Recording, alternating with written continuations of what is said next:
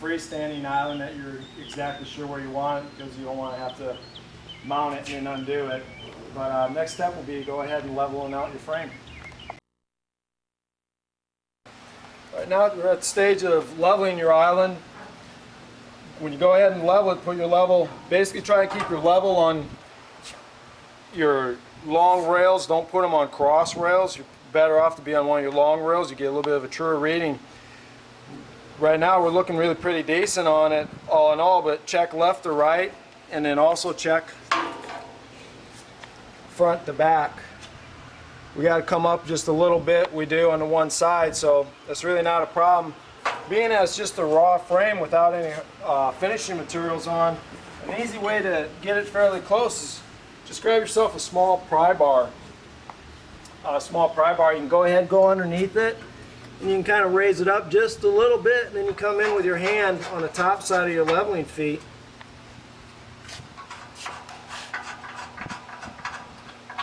Get it to where you need to be at, and check your level as you come along. Still a little bit. We got to come down a little bit on the one side, which is the nice part about the adjustment of it. And you're pretty much right there. Okay, when you're right there, now what you're going to do is you're going to come through and check as you work your way on around. We were okay right here. We'll need to move over to the other side and level that off too.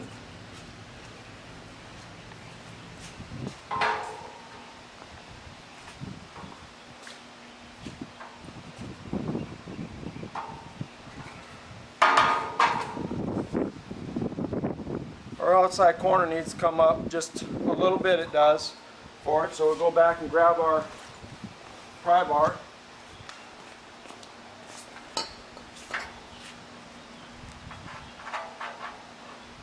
And raise it up just a little bit as we're watching our level.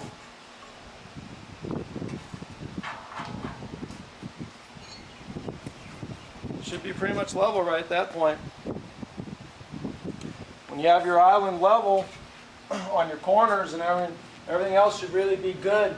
Now what you'll do is you'll just go through to every one of your points and make sure that your leveling feet are touching before you do any anchoring.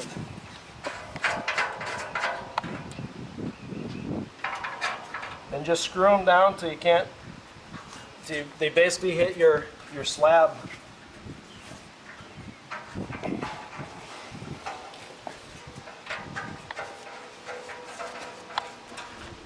When you're all set with your leveling feet, your measurements are good.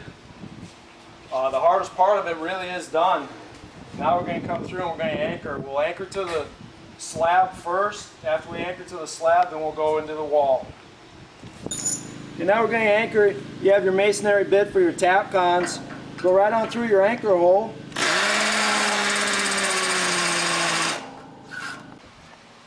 Now your hole is drilled and everything, go ahead and you can put your tap con in.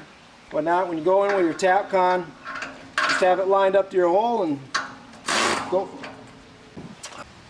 Okay, now's the point where you're going to be using your composite shims to go to your wall. Your tubes will have pre-drilled holes in them. So when you're going to the wall, just hit one of your pre-drilled holes on it. Okay, now that your composite shims are back behind your tube, it's tight against the wall. When you do that, with having the shims back there, it won't rack it or tweak on you. Then just go ahead and drill on through for your anchoring screw.